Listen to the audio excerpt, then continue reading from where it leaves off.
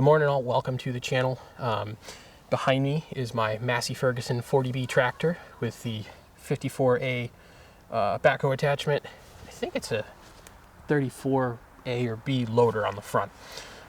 Pick this up for a project. We are getting ready to build a new shop, a barn, for all of my automotive fun and then some. So we have some land and the kids want goats and all that sort of stuff. So we're going to build a building to support my hobbies and their hobbies. Well, to do that, I needed to pick up a machine that will allow me to do a lot of the site work. My Kubota that you've seen on the channel isn't quite big enough to do what I need it to do. We're going to put up somewhere in the neighborhood of a 40 by 50 shop, give or take, depending upon what funds are at the time and what I end up going with. Right now, the plan is to go with a pole barn, so I can do pieces at a time. So I'm going to go in the spring, and I'm going to do all the site work and put all the pads and stuff in for the poles and any of the concrete work for the supporting poles for the building.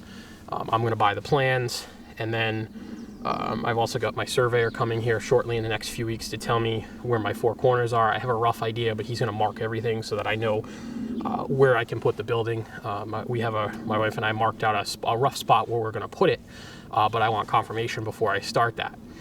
So in order to get the site work done, that's something that I can whittle away at little by little. And so I wanted a machine that would support that. And I picked this up off of Facebook Marketplace. The gentleman had it listed for, I think he wanted $37.50 for it, I think is what I ended up giving him. He had it listed for a while. I looked at a handful of other machines in the process, and this one, for the price, was where I wanted to be. A lot of the other ones were way too much money for what I was willing to spend on this particular project. I'm trying to build this building with, most of the labor is done by me and wife and kids and family and that sort of thing, and leave the building piece to a professional builder. So I wanted a machine that was in a price point, because I got a lot of stuff to do around here. We got stumps to pull, we got rocks to pull, conduit to run to get power to the building, fences to put up, that sort of thing. So this was at a price point. While yes, it needed work, the plan was to rebuild it over the winter and put it to work in the spring, and that it would be fairly cost efficient as opposed to having somebody come in and do all the work that needed to be done. So I picked this machine up, and we're going to whittle away at it. I'm going to use it for content for the channel. It's the biggest piece of equipment that I own and that I've ever owned. It needs quite a bit of work. We'll walk around and take a look at that. All the hydraulic cylinders need to be rebuilt. It is missing one of the tilt cylinders for the loader. The interior leaves a lot to be desired, and all the lights are pretty much broken on it. So we're going to go through. I've also got I think one of the injectors is leaking, and it's definitely leaking coolant, and the power steering doesn't work. So it is definitely a project and perfect for this channel. We're going to whittle away at it little by little, and then we will get we'll get it to a point where I can start using it, because it's going to go out in the woods and it needs to be reliable so that I can get it out there, use it, and not have to worry about it being it breaking out in the woods. Right now there's no road out there, or no real road, so if it breaks, it's staying out there and it's got to be fixed out there. So that's why I've got it here up next to my shop, so that my current shop, so that I can work on getting it to be mechanically functional, so we can start building the road and all that in the spring. So let's take a walk, and I'm going to show you what we're working on doing. All right, enough of talking about the backhoe. Let's take a look at what we're going to do for the barn, or the shop, quasi barn shop we'll call it. So this is the rough tractor road that I've cut through the woods here to get my equipment through.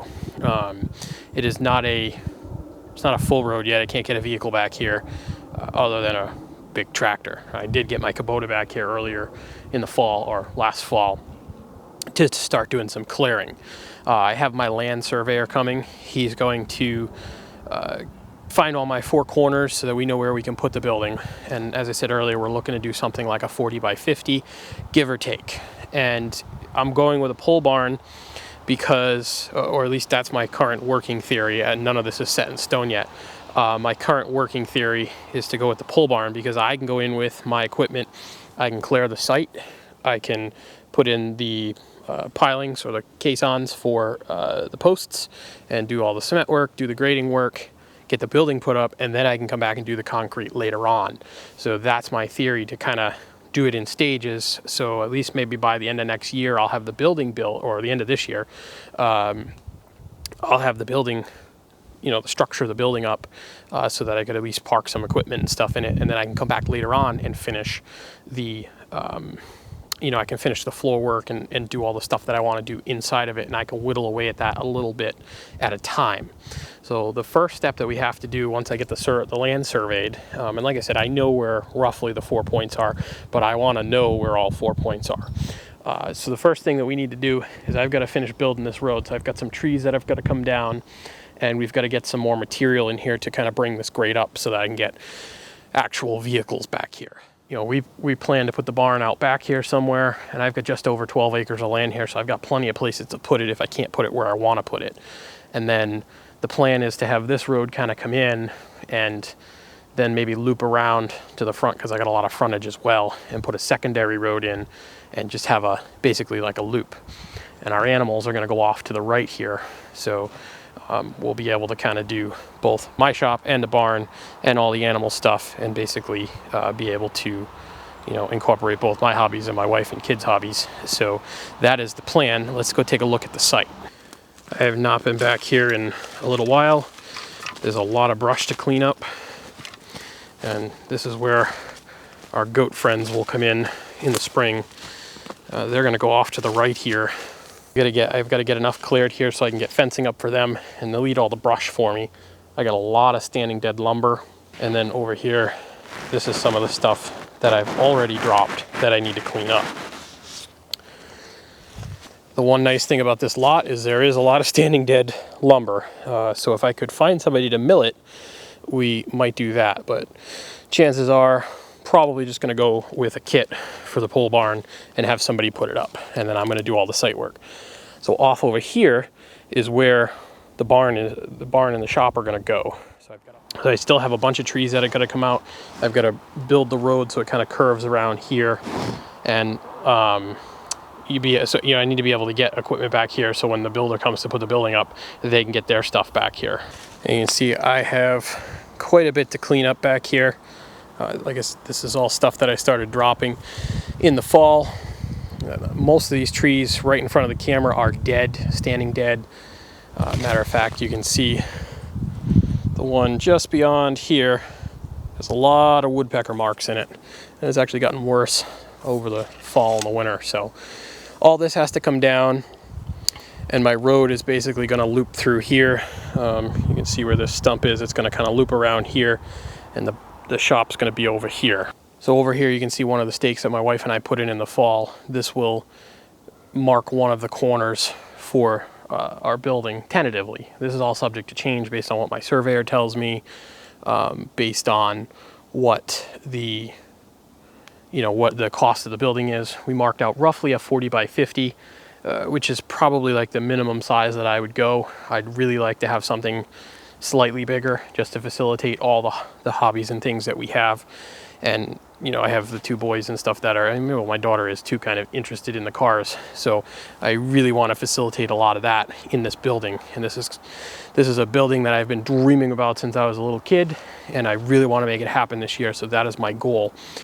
The building situation may change depending upon where my surveyor says I can put the building and where we actually have space for a building of that size. But for the moment, we're going to work on clearing all this, because regardless whether a building goes here, I got a lot of animals coming in, potentially goats and things of that nature that are going to need pens. So I'm going to get all this cleared out once my surveyor comes in here and tells me where my line is. That's the most important piece right now, is to find out where the line is so that I can be within spec.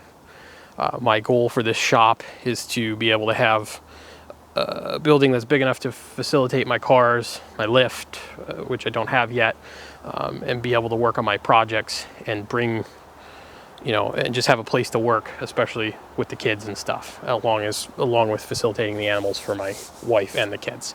So this is the beginning of a very long project, a big project. Some of the work is going to be done by myself and, you know, my wife and kids and family, that sort of thing, to try and save some costs.